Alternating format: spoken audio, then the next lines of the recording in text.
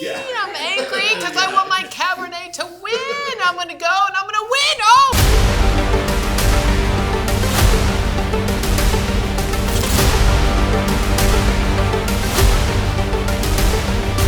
We actually have David Dvorak with Bonterra. We'll let you tell a little bit about yourself. I am the Senior Director of Trade Marketing and Design for Bonterra Organic Estates. So we handle all of the below-the-line marketing for the whole company, a lot of commercial marketing, e-commerce, we do omni-channel stuff. My team also leads internal design and creative for a lot of our packaging. And it's like a catch-all for a lot of awesome stuff. So we do a ton of things. We're all like Swiss Army knives, basically, on my team. I wonder what size my blade would be if I was in a Swiss Army knife. Like, right? Because it's like, okay, beverage marketing mixology. I wonder how sharp it would be. But I love that analogy. I'm sure you'd have like probably 3. I have a saw, I've got a blade, I've got a whistle, you name it.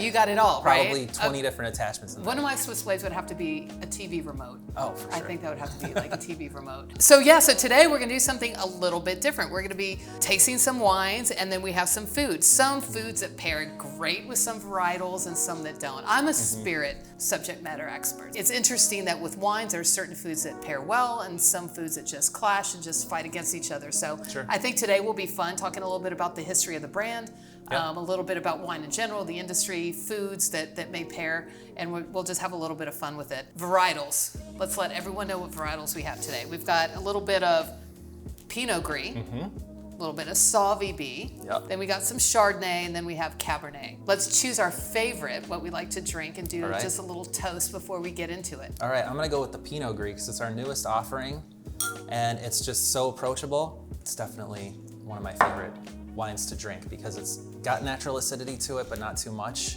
Yeah. Very approachable. It's got a floral aroma to it, but not overpowering in any way, and really pairs with a lot of these delicious looking foods that we're gonna have today as well. Oh boy, don't get too excited about the small plate, but one myth, we'll start right out the gate. One myth is most people associate white wines with summertime, red wines with more fall and cooler weather and what have you, and that's just, I find it to be a complete myth because I find that even though a crisp citrus Sauvignon Blanc would just be perfect when it's still cold outside.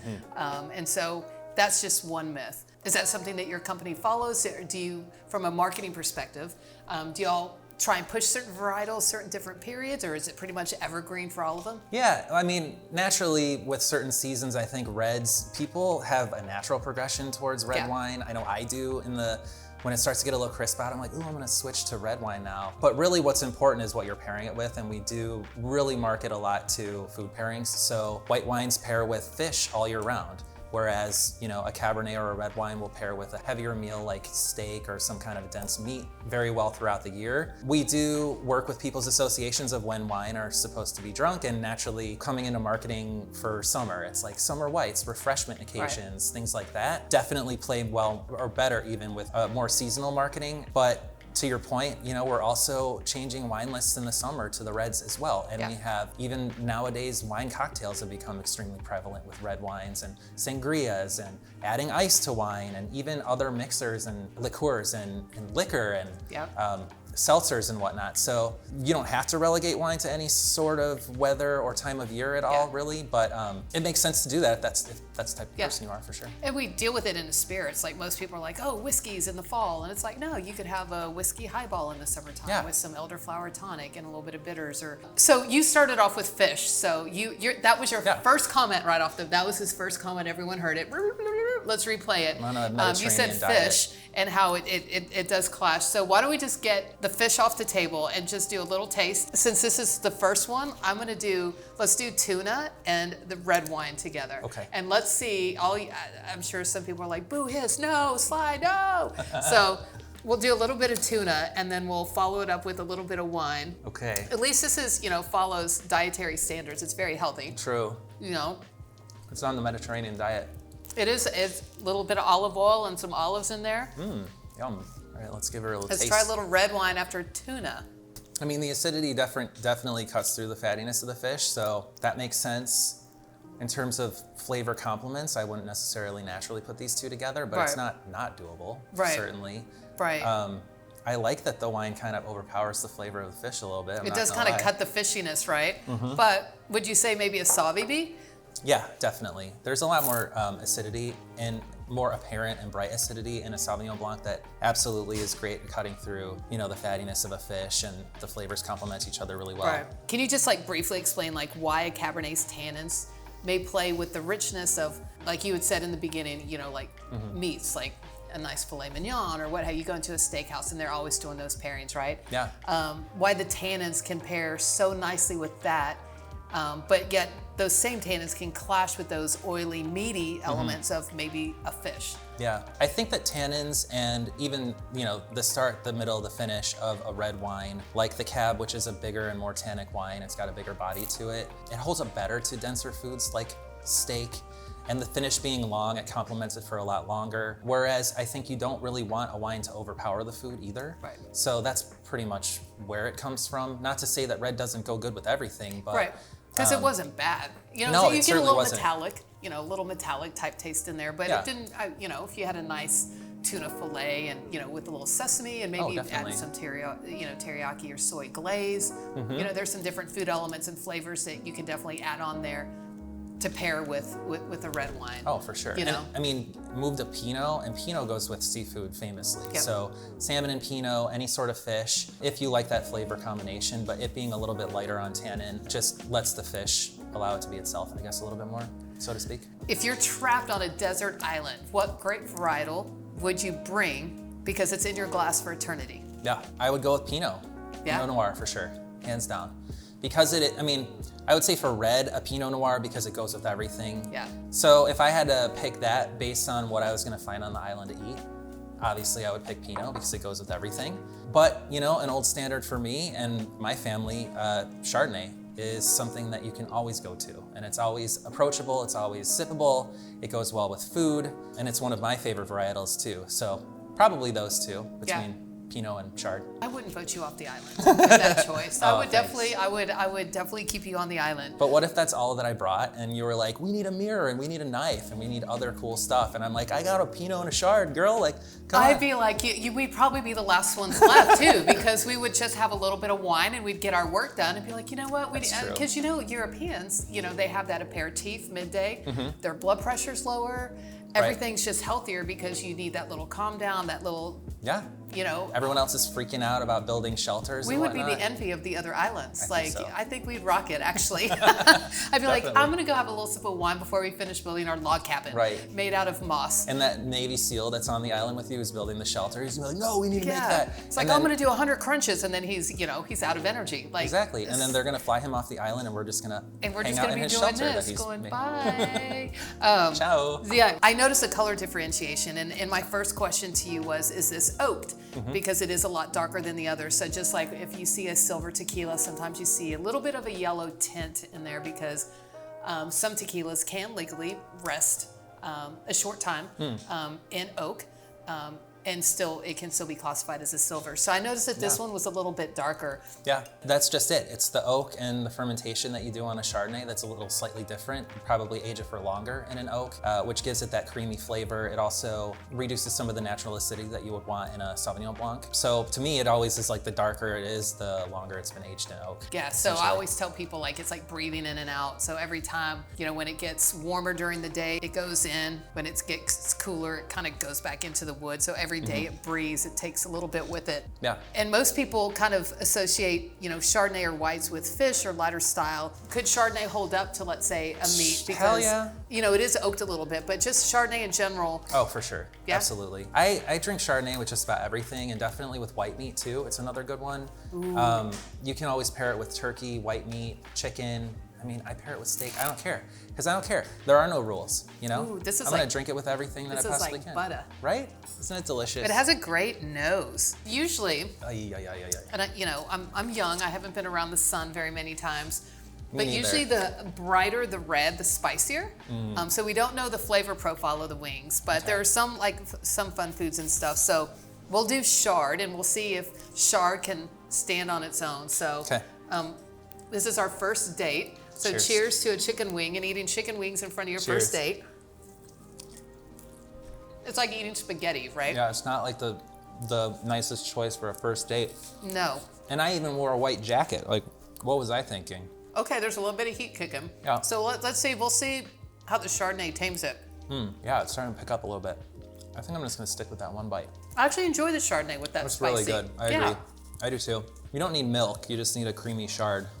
You know, delicious. So instead of got milk, it'd be like got chard. Got chard. Oh man. Got chard, and then That's just do another like a little, just like marketing tagline for you. Oh my gosh, are you taking notes? We'll have to replay this. Bonterra got chard.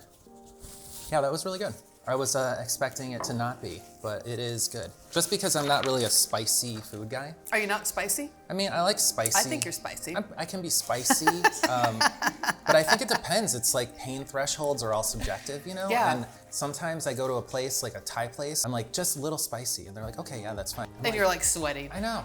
So I just kind of wonder if I'm not a spicy guy, but then sometimes I'm like, this I That's can manageable. Tell me a little bit about the roots of it being organic, and then what's y'all's vision moving forward? Yeah, well, being organic shaped everything about the company, basically. It started with the Fetzer family back in the 60s, who had a culinary venue up in Mendocino County that hosted like some of the biggest chefs ever, like the likes of like Julia Child would come there and cook. And they furnished all of the produce there by growing it organically, and discovered really that the best flavored produce was organically farmed. And so they extended that out to their grapes as well, which they were making the Fetzer brand, and lo and behold came Bonterra, which literally means the good earth. So it really starts with the soil and the earth. It's so fundamental to our ethos as a company, the organics part of it. But really what's mostly important about that is it's more about the how we make exceptional wine. Yeah. Organics is the how, the what is the wine. So first and foremost, we produce some of the best wines that you could possibly drink out there, but the way that we get there is by organic farming. That includes a lot of other sustainability practices that we do, and you know, it's part of our DNA. The good earth, you know, from sustainability and to giving back to nature and environment and health and everything, you know, comes back to you, right? So how could you not say that should be at the forefront of what's trending in a wine placed on a menu when the name actually speaks to means the good earth. Yeah. You know, it's giving back to the earth, which ultimately gives back to us. You know. Yeah, and that's one of the I mean, you asked on there. It said, you know, what is one thing that you would want more people to ask about the wines that they're drinking? And that's just it. It's how is the wine grown? Yeah.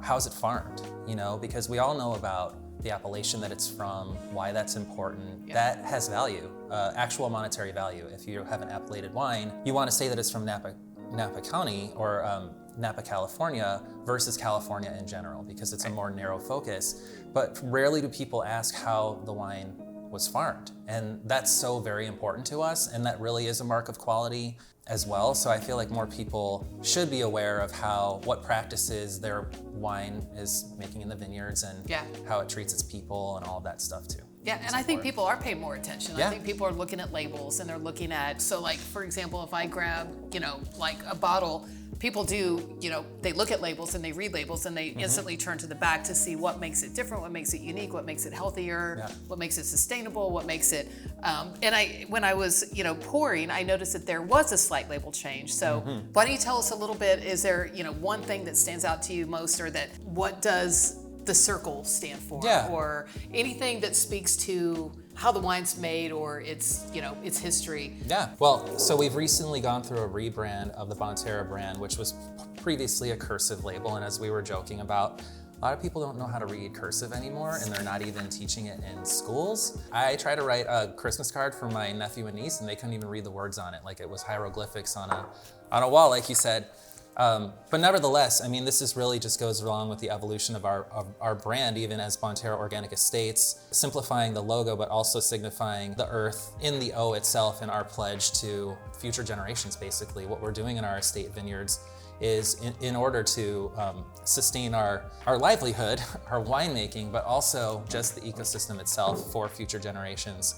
Also on the other varieties, you're gonna see a little critter on each of them. Yeah, so I was about to say that each kind of, there's a little bumblebee, there's a butterfly, there's a little bird, so you got all the critters, okay. So they're not just cute, okay? First of all, biodiversity is so intrinsic to what we do in the vineyards, where instead of using pesticides, we use birds, owls.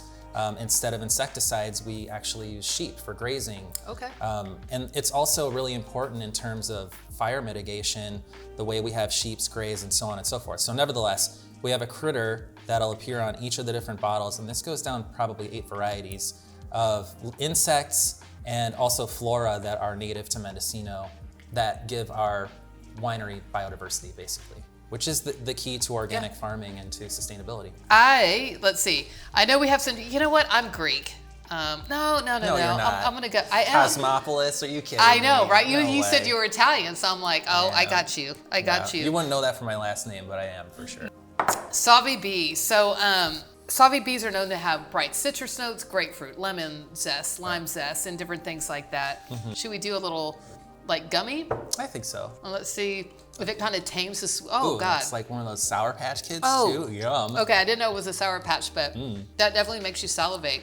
Yeah. And kids actually enjoy this. I used to love these. If I get a sweet, I'm like a chocolate and peanut butter Ooh. person, but if I get a sweet thing, it's that. I don't know why. But I would never pair this with wine generally because it's gonna overpower the wine hardcore, but I think it's Yeah. gonna be delicious You think? in this case. Let's see. That's the tartest thing we've had here. Like, we even ordered some that were supposed to be the tart, but that first bite was pretty, like, it instantly made you salivate. But Oh, for sure. But it didn't, you know.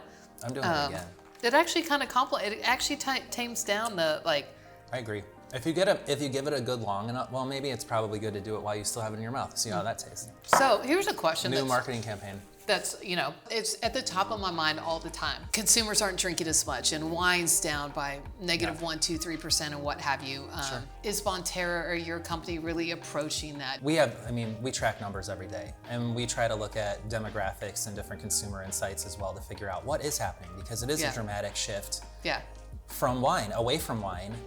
And so figuring out where that leakage is happening is important to us, but really our message is kind of the same as it's always been, that wine is for everyone and it should be approachable, and demystifying it is a part of our key mission as a company, where we're out in the field doing stuff that people would probably be like, what are you doing? Like organics, biodynamics, all this stuff, when really the upfront cost of that was taxing, but now it's just delivering benefits to us for the years to come. And we want to democratize that. We want that to be sort of the industry standard, really, where we differentiate ourselves as an organic wine from the other organic wines on certifications and whatnot.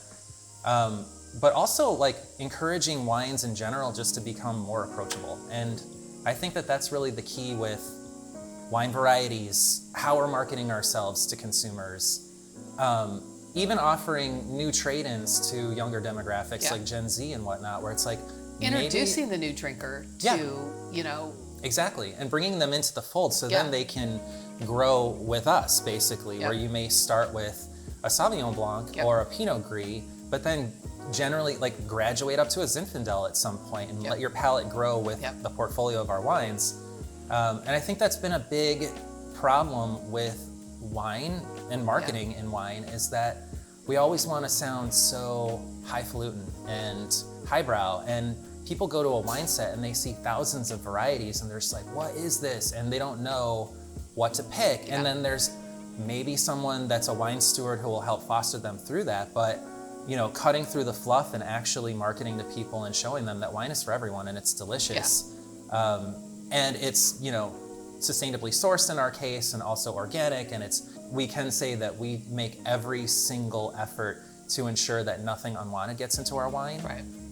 And that you are picking one of the best options for yourself if you choose to drink wine, basically. Trends like dictate everything, but trends start somewhere, you know. And so when we talk about what are consumers doing, what are they not doing, and then it's understanding why they're doing it, and then it's like, okay, how do we market to that to make them understand a specific opportunity, whether it's drinking or health or what have you, enjoying something that makes you feel good around people that you love in moderation. And so I always look at trends that way. I think too, you know, to your point, creating new, or not even creating new, but just highlighting refreshment occasions. It's not so much. So is that important to your company? Yeah, definitely, because I think, and everyone will agree to this, but a lot of younger millennials, Gen Z, Gen Alpha are turning more towards refreshing, effervescent drinks like seltzers and things like that. And, you know, to your point earlier, you know, we're tracking how many Gen Z people have even aged into drinking yet. And it's this whole doom and gloom scenario with wine, basically, where we're seeing double-digit losses in the category for a variety of reasons. But the biggest one is the exposure of wine and the accessibility of it, where people are gravitating easily towards single-serve, packaged, possibly low-alc, low-cal options in some cases, other times no. But really, where is wine that they can try? You know, we do tastings in stores. We work a lot with restaurants that are very important to us. But really exposing younger generations to it is the challenge. And we do that through a variety of marketing techniques. But really, it's like cyclical, and we're still waiting to see what the rest of Gen Z has in store for us because we don't even know them yet. You know, you're at a perfect price point where it could be by the glass and it could be in a cocktail. Yeah.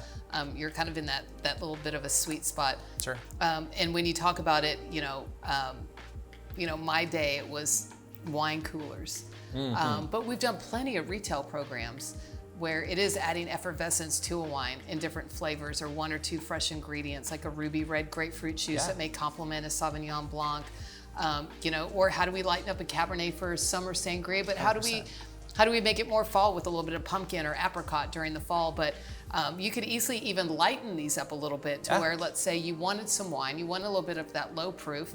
You could take any of these and just add a little bit of tonic and a little bit of fresh citrus or a juice and add some ice and some fresh fruit, and you have, you know, a healthier, lighter option. Absolutely. We encourage that. In fact, I mean, we have wine cocktails that we create available to everyone.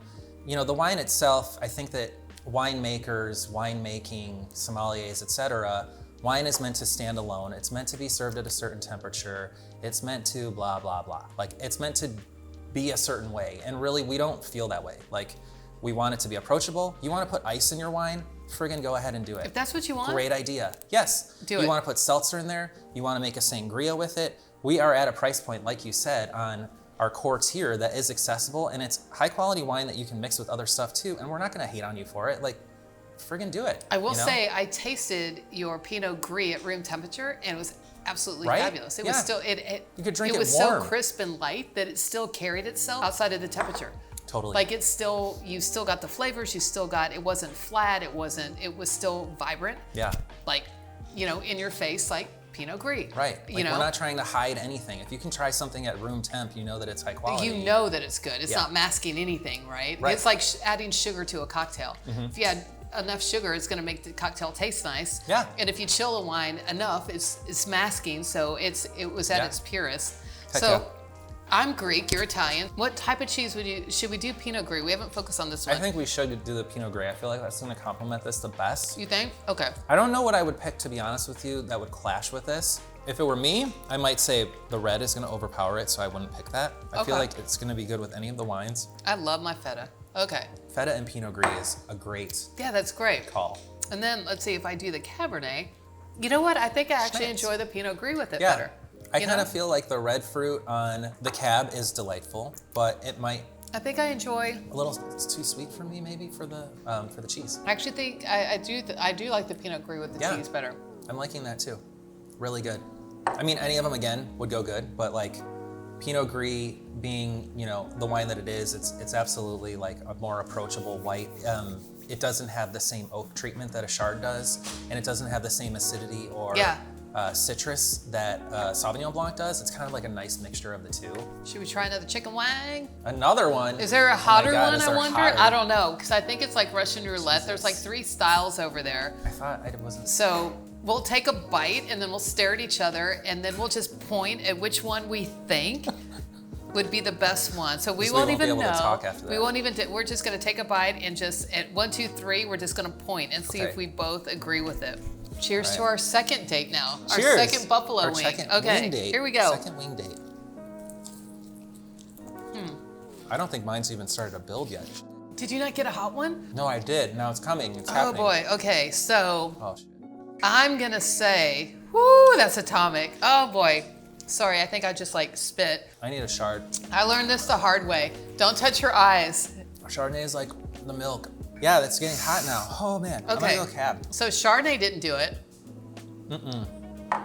Chardonnay didn't do it. Okay, you know what? I think the Cabernet, and here's, I'll tell you why after my tongue stops burning. Okay. Hold up to what you say, Cabernet. That's some pretty hot stuff. I shouldn't even be wearing a jacket right now. All right, Sauvignon Blanc. Oh. No? Nope. No, I'm not drinking. I am not drinking the ranch, dude. It's not going anywhere. It's not going anywhere. What about cheese?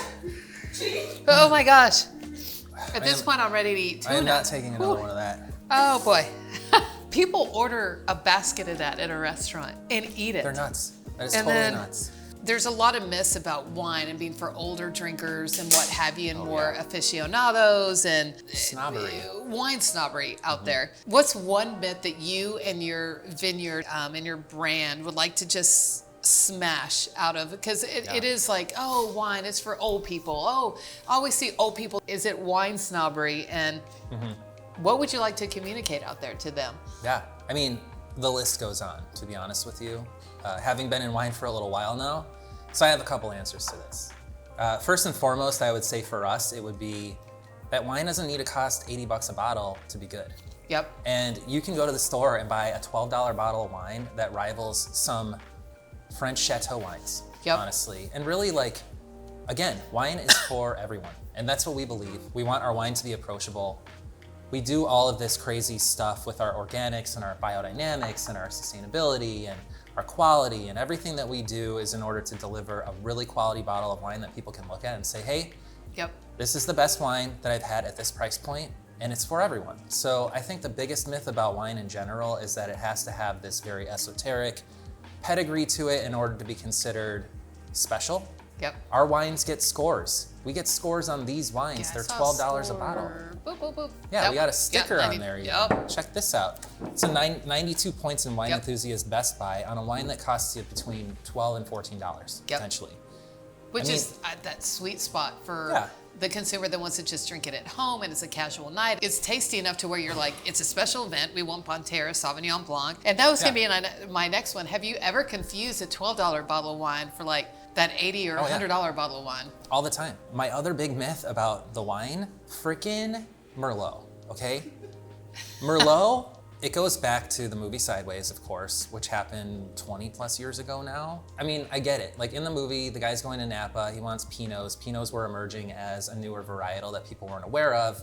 Merlot was so ubiquitous back then that there's always been good Merlot. Merlot is like such a noble grape. You can use it in so many blends. It's wonderful, it's versatile. It can be high end, low end, you name it. I think there were so many out there that maybe that gave credence to it in that movie for him to say, if I drink another Merlot, I'm gonna flip a table, or whatever he said. From then on, the Merlot business was decimated. People will not buy Merlot anymore, and it's like, you guys, this is one of the best wines that you can possibly drink. It's super approachable. It has tannin, it has body, it has acidity, it has everything. But Paul Giamatti in Sideways said, I'm not gonna drink another Merlot. I sometimes find a good Merlot to have more body and character than a Cab. Agree, 100%. And there was what I was kind of leading to, is that my other unsung varietal, so the myths is one thing, but like my other unsung varietal favorite outside of our Pinot and Chard is Washington Merlot. Washington Merlot stands up to Napa Cab any day of the week. That's where I would mistake a $12 bottle of wine for a $50 bottle of wine. Different varietals are best at different regions. Yeah, and you wouldn't necessarily know it. But exactly right. It's like Cab thrives in Napa. Napa's known for Cab. People place intrinsic value in Cabernet from Napa. When there's wines that are just as good being grown in the Pac Northwest, different varieties, it's Merlot, and everyone's still a little bit like, I don't know if I want a Merlot, but it's something that I would encourage people to really try. And you can easily mistake a $12 bottle for something much, much more expensive. But also Pinot. Pinot from Mendocino County, from our portfolio. That's one that is it punches above its weight by so much that you're like, I don't really know. If I blind tasted that, even just our core line Pinot Noir, you wouldn't know it was a $16 bottle of wine. Those are the best, because like I said, sometimes we just buy into the brand or the label and not the juice inside. And I think people are just becoming more cognizant to that. So this is a dill pickle chip. So what do you think? Which wine do you think? I'm gonna go Sauvignon Blanc with the dill pickle chip. Sauvignon B. Yeah. Let's see. Yeah, it wouldn't be my first choice as a food pairing, but I think the Sauvignon Blanc definitely complements it well. It's hard to stay away from the Chard and the Pinot Gris on this too. I think the Chard has been like the hero. We're a Chardonnay house, really. I mean, Chardonnay has been our lead varietal for a number of years. We're seeing that change over with personal tastes of, the public generally. Like a lot of people are moving to more of a lean style Sauvignon Blanc. Another myth that I would love to dispel is that Chardonnay is for your mom or for your grandma. It's the friggin' best. Like, we're here enjoying it with all kinds of food pairings. It's like I said, it's been the best with everything so far. Yeah. It's awesome. It's got surprises. It's definitely consistent, and we consistently make awesome Chardonnay too. We have the core line Chardonnay that's around $10, $12, and then we have an estate collection Chardonnay that's single vineyard wine, or it's from our estates basically, that is regenerative organic certified. That comes in closer to like $19.99 or thereabouts, but it's some of the most standout Chardonnay that I've had at $20 a bottle. It's within reason, and it's one of my favorite wines. So you have 30 seconds to, you're looking in front of the camera and you're the president of wine. I'm the king of wine. And you just want to send a message to all the believers and non-believers of wine drinkers. Like, you love wine or you don't love wine. We're here to demystify wine. Often it feels overpriced and gatekept. We want Bonterra to be the opposite. High quality, organically grown wine that's accessible, unpretentious, and actually fun to drink. We don't see other organic wine growers as competition, we see them as allies. A rising tide raises all boats, and glasses, and we're here to push the whole industry forward. Cheers. Cheers. I'm angry because I want my Cabernet to win. I'm gonna go and I'm gonna win